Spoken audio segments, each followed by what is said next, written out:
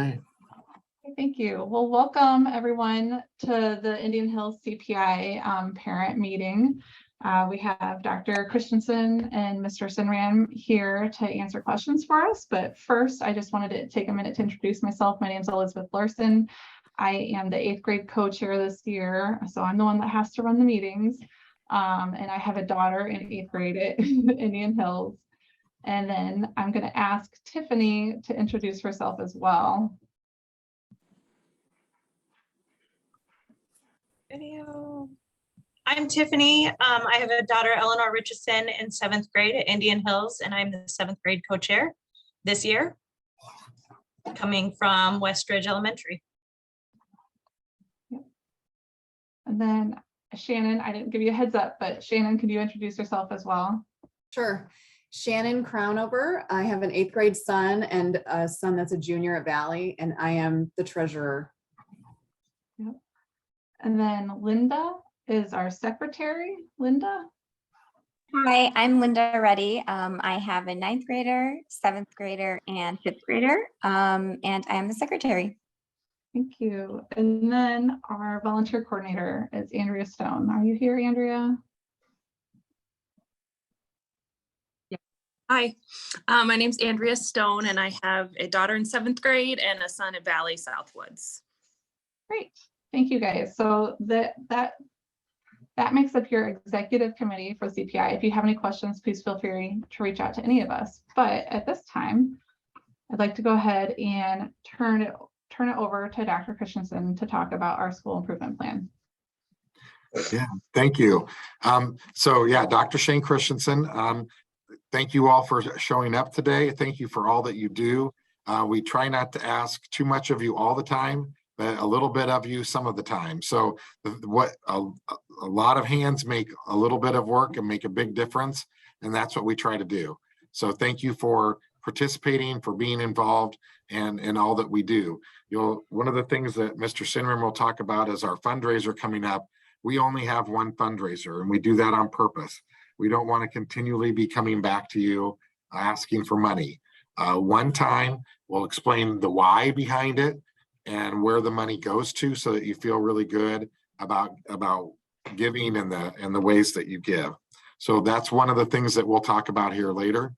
One of the things that I do every year and that every principal does every year is to talk about the school improvement plan for the building. So we have 3 goals in our school improvement plan, and our building leadership team, which we call BLT, and doesn't have anything to do about a sandwich, that we get together in June. We look at data from the previous year, and then we set goals and action plans, action steps for the following year. This year, our building leadership team looked at our data, and these are the 3 goals that we came up with. Our first goal is around academics. We would like 90% of the grades that students end up earning are progressing or proficient, progressing towards proficient or proficient. And with our effective grading practices, that means that 90% of our grades should be A's, B's, or C's. Last year, I think we were in the mid 80s, about 85%, which we were really excited about because in our action steps, what we're trying to do to show that students are proficient or progressing towards proficient is using a very strong MTSS system, which is multi-tier systems and supports. And that's the ways that we scaffold or differentiate in the classroom. It's ways that we create small groups that all have the same learning, which would be the encore that we do. That's now Tuesdays and Thursdays this year.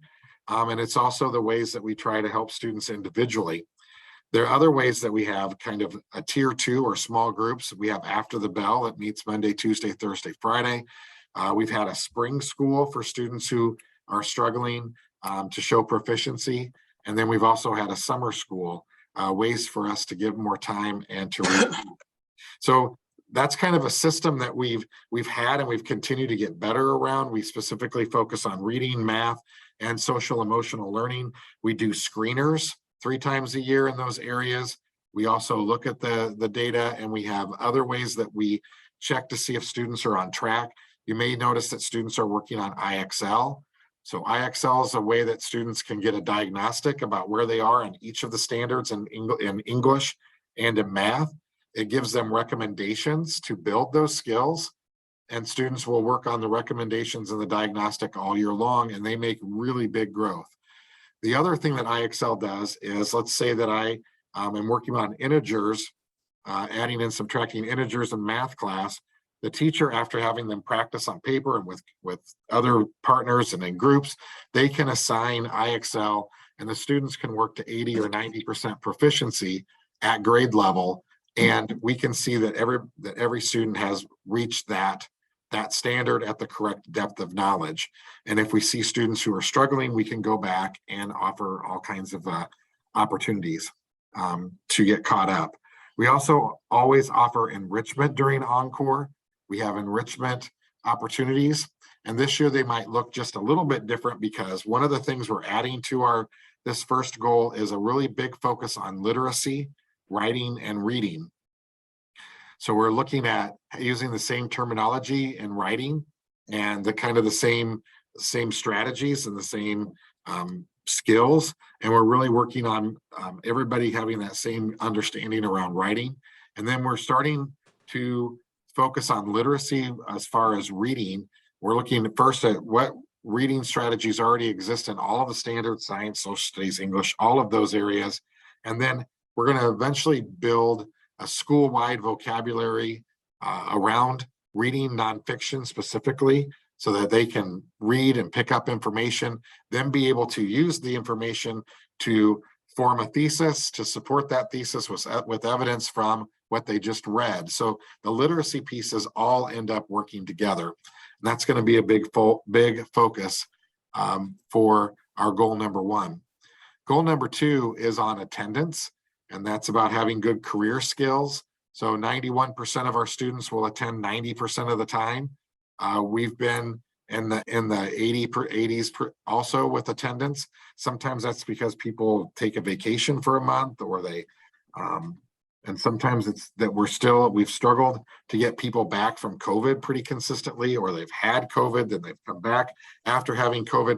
So it's hard to fight sickness right now, and it's been hard to fight the expectation that everybody goes to school in person. We don't feel like we're fighting that right now. We feel like the students have shown up, they're ready to come to school, they're ready to learn. We've been really happy with how the students have come in. The teachers have really good energy right now, and they've been rejuvenated. And we just have seen a lot of good things happening in school right now, and I think that's something to celebrate. The return of school, we have definitely felt it. I don't know if there's Mr. Sinram, anytime if you want to jump in. I know I'm just kind of going, but No, start of school. I'm letting you go, buddy. I'm letting you go. So then our third goal is 95% of our students will have 2 or fewer referrals to the office. We do this with a system that's a MTSS system called PBIS. That's in every school: positive behaviors, interventions, and supports. This is, I think, our 13th year as a PBIS school. We might be the school running PBIS the longest. We have show your tiger pride, be respectful, be responsible, be ready, and be resilient. And we look at ways to reward students with PBIS reward points. Friday, kids might have come home really excited because they got to go to the store. And then Tuesday, they had Kona Ice that some of them had earned or will start to earn. So we're looking for ways to reward students who are doing what they're supposed to be doing. Our booster, and we'll always every month have an academic and a behavior booster. Our booster today is on time means early. So we expect students to be to class on time and started bell work before the bell rings. And in this way, we're able to start class right away, and we actually make up about between 5 and 8 minutes of learning because we start that way. So that is not only a behavior booster, but it's also an academic booster. We usually start the year with this, and then we'll start to look at data to determine what areas do we want to focus on. So it might be hallways, it might be raising your hands, it might be some essential life skill around collaboration in the classroom. So we'll continue to have boosters every month. The other thing that we do is it has 3 tiers also. So the boosters is what we're doing for all students. And each team usually has individual behavior expectations that are more focused. And that's what we're doing for all students. Then tier 2 is what we do for small groups of students. And we have gone to some training for tier 2, and we've added some additional interventions that will help students. So we have something called check-in, check-out, where a student could check in and check out with a teacher before school, sometimes at lunch, and then after school. And then they also check in with every teacher during the day, but they have a main teacher before and after school. We have something called Check and Connect that we just got trained on. And this is a once a month, 30-minute kind of mentoring meeting with students. And we're going to really focus on students who are having trouble with attendance. So that connects to goal 2, but it's also a tier 2 PBIS intervention. And we would sit down and talk about grades, attendance, what the goals are for the student, work with the family, and really work on having the student attend more because they feel the relationship and importance of being in the building. And then a tier 3 would be an individualized plan for a student that we would be working. So those are our 3 big goals, and really some pretty comprehensive systems that are not just developed overnight. They're developed over years, and we continue to try to find specific ways to get better and impact our overall achievement scores, social emotionally, but also academically. We had a second very, very good year of growth on our ISAS scores and have moved up even in the level of our grade as a building. And we're very proud about that. We have exceptional growth, especially in all students, but especially with at-risk students and several subgroups of students. So we know what we try to do is find skills that are strategies, instructional strategies that are good for all students. And we really try to be strong and supportive with them. So that's our school improvement plan for this year. Any questions about it, or Mr. Sinner, anything that I forgot to mention you would like to add? I don't think so. It looks like Carrie has a question though. Okay.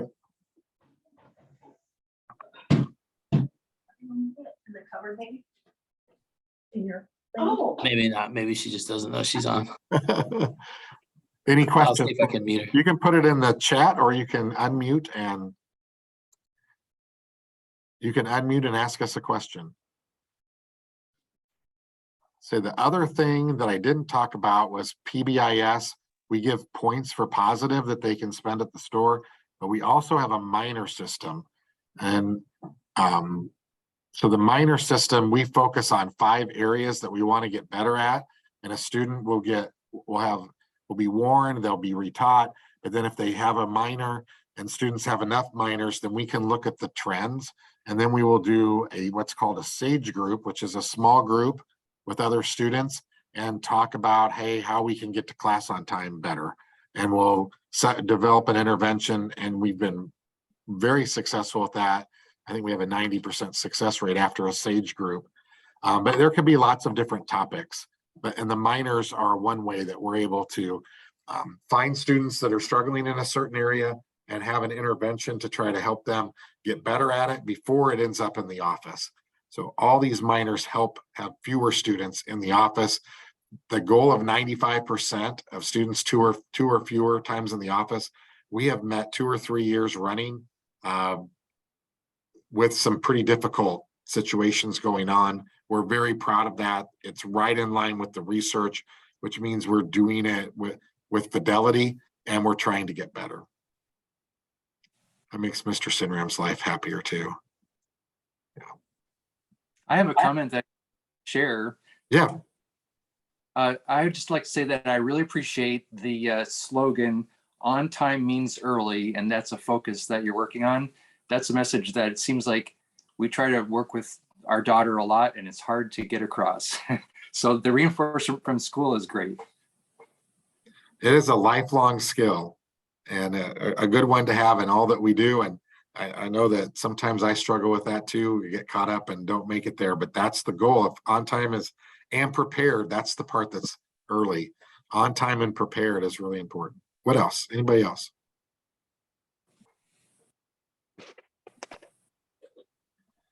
Restroom policy is actually a very good question. And so what we have two systems kind of going on with the restroom policy. The first is we have what's called no fly zone. We have lengthened the time that students have to go from one class to another. It was 3 minutes. We moved it to 4 minutes at semester or somewhere around semester. They have 4 minutes to pass. They have time to go to the bathroom and get a drink. The first 10 minutes and the last 10 minutes of class are when the research shows is the most important for students to be in the class. And so we have what's called no fly zone, first 10 minutes, last 10 minutes, thinking that they're going to have time to go to the bathroom and do what they need to do during passing. After the no fly zone, though, they are able to check out, and that's the second system. So the students will be able to get on a Google Doc and they fill out and they say, I'm leaving, and they click a couple buttons and then it sends that Google, you know how a Google form, it sends it to a database and it timestamps it. It actually tells their team and it gives all that information. Then they come up to the teacher and they hand in their phone to be put into the box, the phone box that is locked, and they can take a pass and go to the bathroom. Why do we take the phone when they go to the bathroom? Because that is a great time to just sit and play games or start to chat with your friends and get them to get out of class to meet you in the bathroom, all kinds of mischief with their phones during class. So they hand their phone in, it goes into a locked box. When they come back, they get back on they hand their badge in, and it's on a green lanyard. They get their phone back and they sign back in, and we can start to track data that, hey, you've checked out every period this today. Can we just have a conversation about that? And maybe it's legitimate, or maybe it's not. But we're really trying to, everything we're doing is on being academically focused, and we want to make sure kids can go to the bathroom. And but we also want to try to curb as much as we can some of the things that happen in the bathroom in the middle of the period. So we're able to, it's been very, very, very successful. And I haven't had as much complaints as we've had in years past when they didn't have as much time to pass. And a side note to that is that we do have all of the hardware up, and we'll be adding cameras around the building and inside the building at some point this year, which means we'll be able to track them out of the class to the bathroom. If there happens to be something that happens in the bathroom, we'll be able to track it back. And I also, for other safety purposes, if there's an event, we can go back to that camera and zoom in and see exactly what happened. That's going to increase the safety in our building. We're really, really excited to have this. Not there yet, though. What else? I'm hoping I'm being concise and not just rambling. That's why I'm smiling. I'm hoping I'm giving you good information. Yeah, I think you're doing good. It's been very helpful. When did you say those cameras will be up and working, you think? As they come in. Okay, When they come in, they'll start to install them. great. So we have exterior ones that are operational and a few interior, but as the materials get through our supply chain, they'll be here and working, and we'll have them on, Shane and I will have them on an app on our phone. We'll have a computer dedicated to it as well. Awesome. Well, let's go ahead. I don't see any other questions here. So do we want to move on to Zach talking about the fall fundraiser, or was there anything else you wanted to add? No, we're good. We're ready to go to the fundraiser. Okay. Thank you so much, though. All right. I can talk about that real quick. I want to talk too about, we had the return of the Indian Hills Stillwell Junior High pregame mixer a couple weeks ago, and that was very successful. We had a lot of kids show up. Seemed like kids were having a good time, and the 7th grade football team was having little mosh pits. But other than that, we were we were pretty well behaved and did a nice job at our football game too. So it was kind of cool to see some Tiger pride shown and some school pride shown that evening. It was good to return to that, and kind of that back to school feeling that Dr. C mentioned kind of was exhibited that night. And Liz and I did a lot of change making, and I think all of that money traditionally has gone to the West Des Moines Scholarship Fund, and they were able to really receive a good chunk of change that will follow our students when they're seniors to their scholarship. And so that was a good night. Our fundraiser is coming up around the corner here. We're a couple weeks away. In the past, if you're a returning parent, we used to, when I first started this job, we used to actually sell magazines, which was kind of a dying thing. There was a way to do that digitally that just didn't take off super well.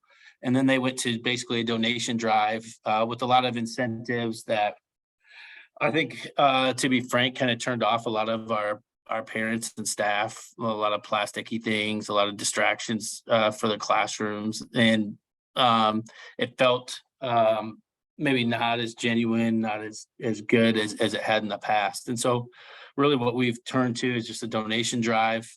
It's similar to what some high school athletic teams do, but thanks to the work of this committee and Alicia Manuel in particular, who I think is on this call, we were able to secure a really good bid with a fundraising website called Boost My School. They keep a very minimal surcharge, and that money funnels through CPI. And basically what we do is take a small part of Tiger Time the first week and brainstorm some people to contact.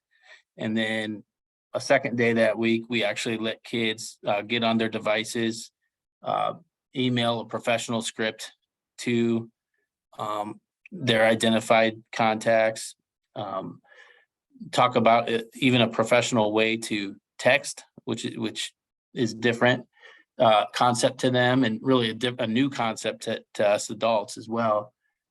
And we basically ask for help. I have a letter that outlines, the cost of everything.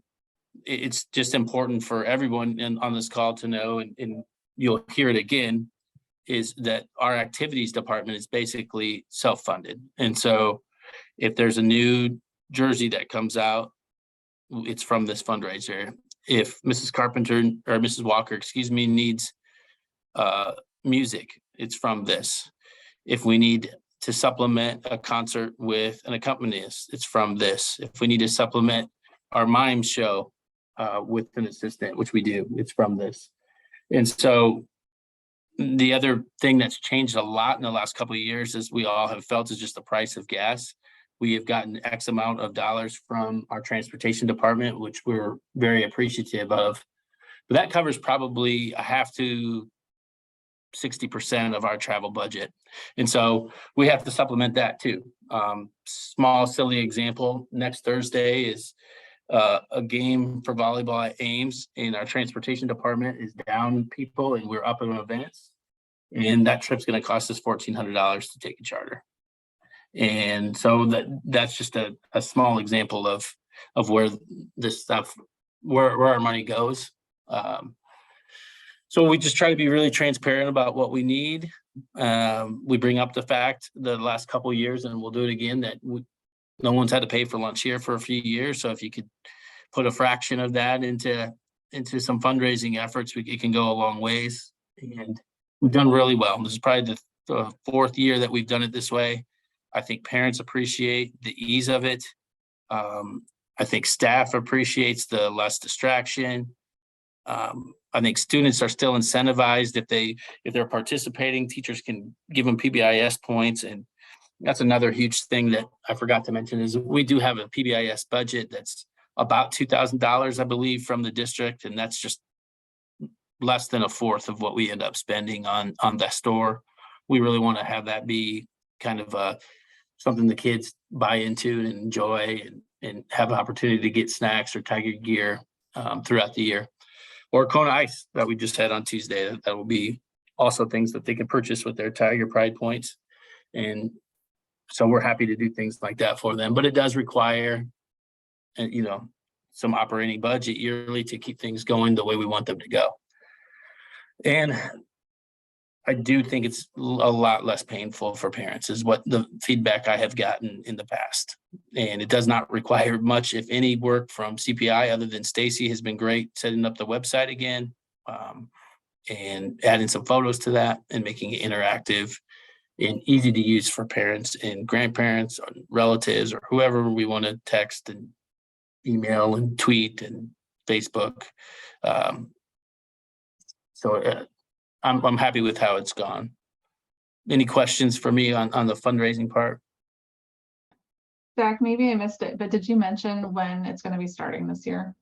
Yeah, just a couple of weeks from now, we will go live with the website. I believe it's the week of October 3rd. I want to say like the Thursday we'll go live. We'll actually push information out that Thursday from us as a school, and then the kids will allow them to do that during Tiger Time. For those that choose to participate, we don't make anybody do it. We have alternate activities.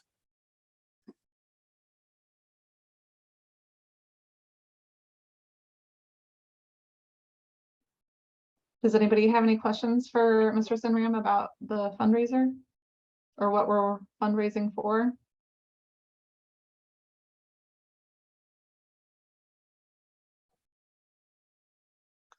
Okay, well, seeing none, we can move on to just a general question and answer session. If anybody has, Elizabeth, I'll just say one thing. If Oh, you do yeah. have any, as we go through this, you know, one as happy as we've been with it the last 3 years or so, in how hesitant I am to go back to like a company. If there's suggestions that you have, I know some people that are on this call maybe do this for a living. If there's suggestions that people have, we're certainly open to that. And we've taken those in the past and tried to tweak little things as we go. So by all means, I don't have the world of fundraising figured out. I never will claim that, but if there's some, we are happy with it, but if there are things that you think we can do better, feel free to let us know.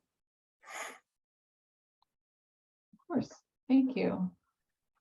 I do have a question, totally off topic. I know there were improvements started at Stillwell over the summer, and I will admit that I have not totally kept up as to how we're moving, you know, what grades into what buildings, and there's stuff going on at Southwoods right now and it's improvement. So at some point, does Indian Hills, just changes start happening at Indian Hills? I'll Yes, let you we've take been, that, Shane. yeah, we've been under construction the last 2 years. And we've had, you know, quite a big remodel, and they're looking really, I think looking really good. We've had new floors, and this summer we weren't really under construction, but we did have the hallways painted. And then I Okay. think next summer we will have LED lighting added throughout and look at painting in the classrooms. We still need LED lighting in our auditorium and in our student center. But we had a pretty big renovation in our media center and our offices the last couple of years. And that's really, that's where we're at. Okay, and it does look good. I will say, you know, as school started and parents have the opportunity to walk through, it does look great. And I guess aren't like significant building changes coming, or is this kind of the four walls of I know it's not four walls, but aren't the walls of the building changing eventually? No. No. Okay. They explored moving Indian Hills and Stillwell to 6-7 buildings and Okay. making an 8-9 building. The board decided not to do that. Instead, they are adding preschools into all of the elementaries, which is why all the elementaries are under this major construction right now. And then First Valley Southwoods are adding on tech ed and family consumer science wing, which has really been needed and will be awesome. That will be awesome for sure. I just there may be something, Kathleen, that you're thinking about kind of it's not FEMA shelter but storm shelter, right, Shane? Yes. The city of West Des Moines, which we're not in, has required that for each of the junior highs. The schools, as far as I know, do have plans to come to the schools in Clive and add that. I believe Crestview has one, and so we may have an addition that's not fully figured out yet. I do think it's coming, so I don't think it's like this is done for forever. But no, yeah, I appreciate. I think it was more the the 6, 7, 8, how buildings were Yes. going to shift and accommodate, and I couldn't remember where that came out. So thank you That's for on at least clarifying. pause for now, right, Okay. Dr. C? Yes. Okay, great.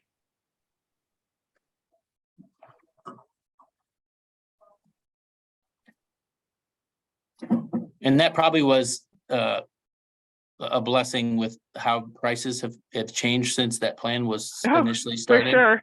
Yeah, So our big fear with going down that road was, can we do it right? right. And so we can do it, but could we do it right was kind of the pause. Yep. So there's a question in the chat about how to get involved. I don't know if Elizabeth or Tiffany, if you have ways to, the parents can be involved. Great. If people want to be involved, it's been in the announcements. It was in the announcements, I think, the first couple of weeks of school. A link to a volunteer form where you could sign up to volunteer for specific things at the school. But also, if you just in general want to be involved, you can email me personally, or you can email the Indian Hills CPI email, which is indianhillscpi@gmail.com. And I also check that email. And so, I mean, if you want to be involved, we would love to have your help. So please feel free to reach out to us. And we do some staff appreciation every couple months, and we during teacher appreciation week we do some different things. And so like I said, there's some little things throughout the year. There isn't really a big thing that you're caught up in for a long period of time. Yep. Also, oh yeah, Andrea put in the chat, you could chaperone. There is another dance, I think, in February we could use chaperones for. Always. Yes.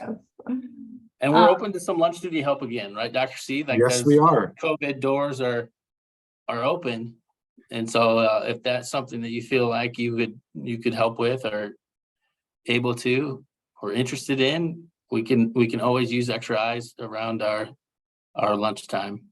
So we could use help out at recess. So sometimes we're outside, or if the weather's not good, it's down in the gym, or we can use help in the lunchroom itself.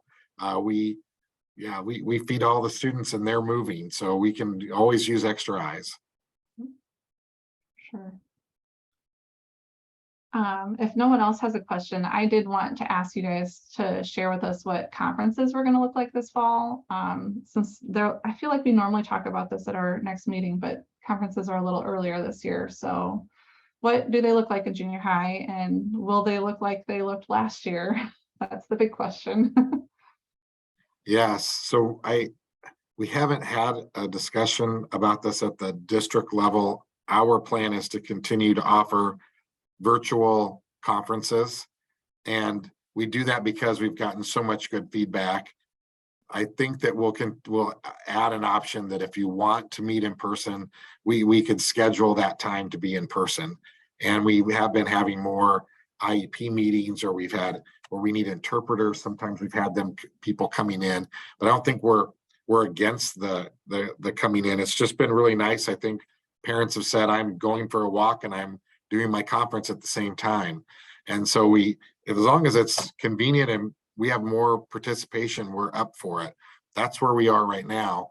We will have students work on having information to share with parents, be right before conference, so that they know where their grades are and where they feel they are in their essential life skills. And they also are tracking data with some of the screeners that they're doing. So they'll have some things to share with parents. And then we always are open to having conversations. I think That's that's what a great option. I think it's been well received. I'm curious, do you have data that says, in-person conferences were attended by 50% and now they're attended by 70%. My guess is the numbers are probably different, but I'm just curious how, if you have a guide to that, or just a sense. I definitely feel like we have more, and when we track the data, it's probably 8 to 10%. Yeah. Right in there. Mm-hmm. Okay. I do think some parents want to come in though, and I think that's something that we definitely need to consider. We've heard that feedback as well. But having that option, I think for many families, really allows them to come to, especially those February ones where maybe that wind's howling and you have two little ones as well. And maybe it's just you at home and the other parent is either not around or not working. It's pretty convenient. We also had many examples where a parent's traveling or on business and can just log in and not miss it. It's been a win-win, I think. Yeah, we'll try it out for both. We'll talk more at a district level, and then our building leadership team will talk, and then we'll get information out. But I don't see virtual going away. I think there'll be an option for in-person as well.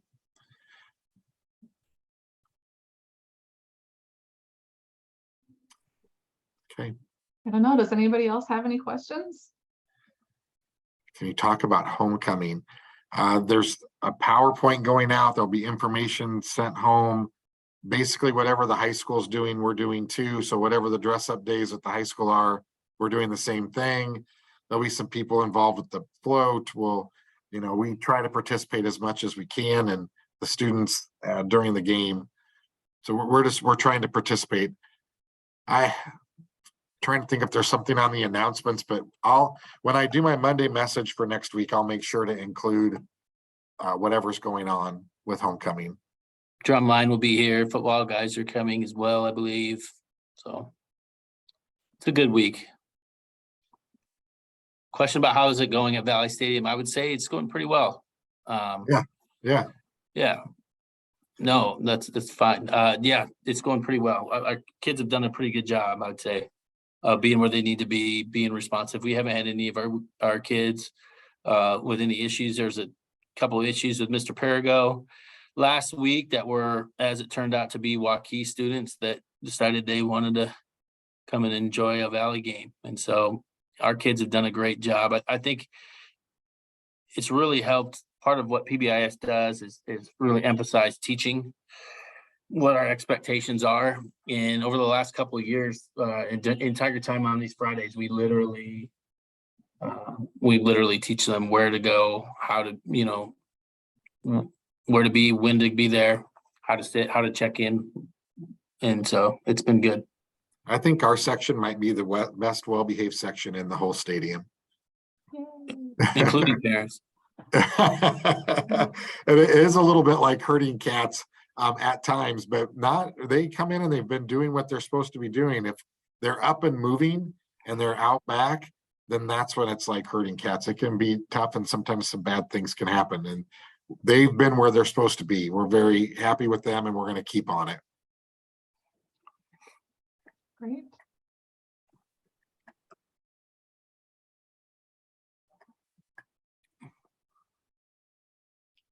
Okay, well, if there aren't any other questions, I want to thank everyone for joining us today. We appreciate you taking the time, and feel free to reach out either to myself or Dr. C or Mr. Sinram if you have any questions or concerns. Yeah. Otherwise, our next meeting is November 17th. Yep. Thank you all for attending. Yes, thanks, everybody. Thank you.